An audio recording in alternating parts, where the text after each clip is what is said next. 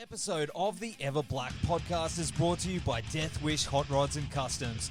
Check out their Instagram for all their new t-shirts, caps, beanies, cups, and the all-new Atomic Death lineup.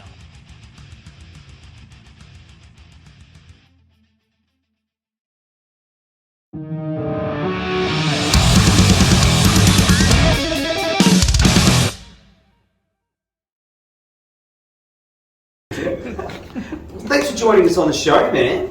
No problem at all. Yeah, it's good to see you again. How's things been? Yeah, very good. Very different from last time we spoke. Yeah. What's different? What's I know, happening? like the world is different. You know? Oh, it is, yeah. So like we're just doing different things. I think some of the things I said on that interview are in motion though. Yeah? Like A little record thing. Oh, really? Yeah, I think what's going on? it's just like a 4-track. 3-track. Yeah. Where'd you been recording that? At Chameleon Studios in Annabelle in Sydney with our amazing front of house Elliot Gallard. Nice. Yeah. How's the direction of it? How's the tune? Is it angrier because It's a little of angrier, yeah. It's a little more adult explicit content, I would say. If you could push our genre in a way, it would be like explicit content. Nice. From MA to R-rated. X. Yeah. Yeah. Man, I'm very, very keen to hear that. Do you think like working with like Putney and stuff has had an influence on the way you guys are recording and writing moving forward? Yeah, fully. It's also like the standard of which we work towards is the big influences. Like when we got there, it was like these rule, and he's like, yeah, these do rule, but you do it again. It's a lot of pressure. Yeah, but we like it though. Yeah. That's kind of like I feel like our entourage works well in stressful situations. I know I do. I'm not saying every member does, but as a group, Yeah. it always like, you know, what's the saying? Enough pressure creates a diamond. Diamond. Yep, of course. Yeah. I mean, talking about that, you filming for CJ, Yeah. hectic, like deep end way to go. How was that? Pretty intense. I had like lyric sheets taped to the floor. It was crazy, bro. It was crazy. It was intense. Yeah. They told me like 2 weeks prior, but like they were kind of like you know, he's probably just saying that he's not going to play it. And then it was like 2 days before, and he's like, no, like he's actually not playing.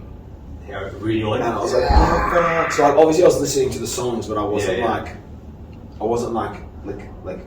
preparing. You know what I mean? Like, Yeah. And then you had like 3 days, 2 days, 2.5, 3 days to like fully nail it down.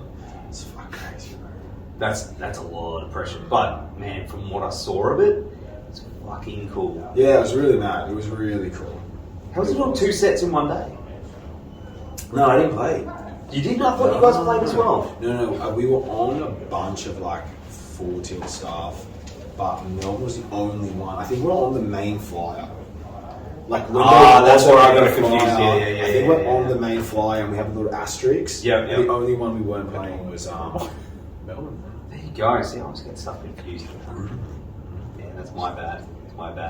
But of course, how's the whole full tilt thing been so far for you? I mean, It's amazing. Yeah, it's very well organised. Really happy.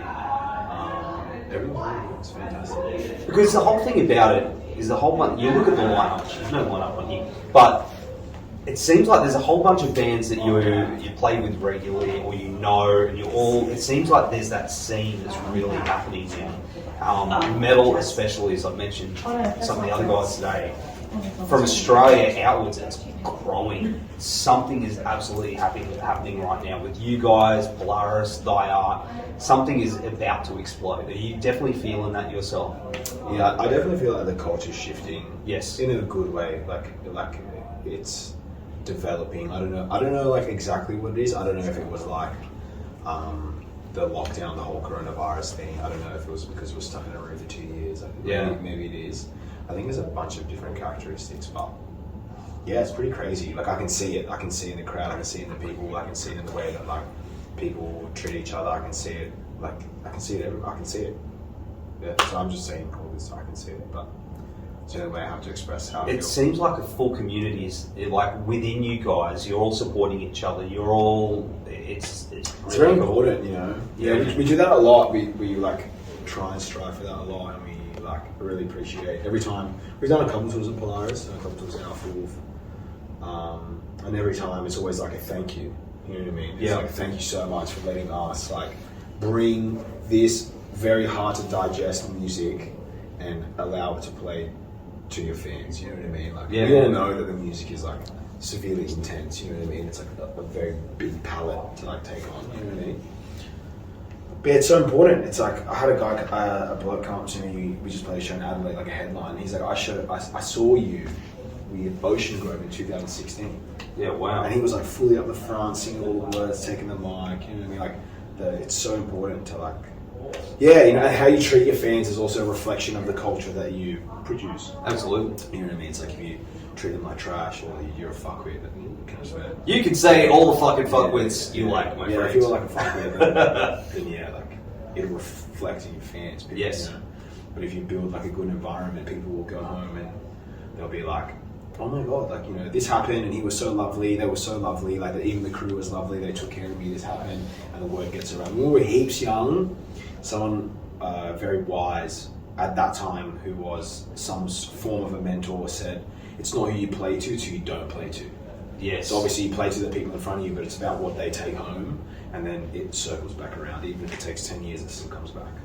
It's a bit, in saying that, I mean, you did that tour with Polaris. Mm-hmm. Are you finding that even now that you're gaining more and more fans as you go along? Because, you know, obviously, even though the scene is pretty entwined, you know, I got a mate of mine who went and saw you guys at the Tivoli, and he wasn't really familiar with the band, and he came away just going like, they just fucking crushed it. Like, he would not stop, and I was like, what rock you been living under, bro? Like, but man, he was like, he's like number one fan, dude. Like, it's important, and also the music is so hard to digest as well. So when we like playing shows is our thing. yes, It's like we don't care about the clicks, we don't care about the views or the streams or whatever. It's like we just want to play the shows, and the numbers add up. Like, it's just like, yeah. I feel like in today's current industry, people they're like, oh, like a lot of people are obsessed with like logistics and numbers or whatever. And yeah, we're kind of like a little sore thumb that's like, we probably have the lowest amount of streams, but probably we'll set the place on fire than most of. I don't know. I know what you're saying. Like, it is a numbers game now, and I've seen it happen a lot where people are like, oh, it's all about numbers, but there's that raw live experience. It's about the show, bro. It's like, that's exactly. That's what we focus on heaps. We just like, it's always about the show. We just want to like nail the show, fucking smoke the show. And fucking buy a shirt, come back to the next show, and let's have a some time. Yeah, I mean, I've seen your merch around, out and about now. It's cool. Like Thank you so much. Moshies. Like the mod, I'm like, who was it? Someone I think it was one of the guys from another band in the gym. You're wearing Moshies. It's out there, and I think that's where you see bands growing. Is from the merch, the real, people wearing this stuff. And he's that's where the growth is. That would have good time. But of course, I mean, how was it over the last couple of years as a vocalist? You are one of the best vocalists when it comes to that. Thank you, I appreciate that. I mean that absolutely.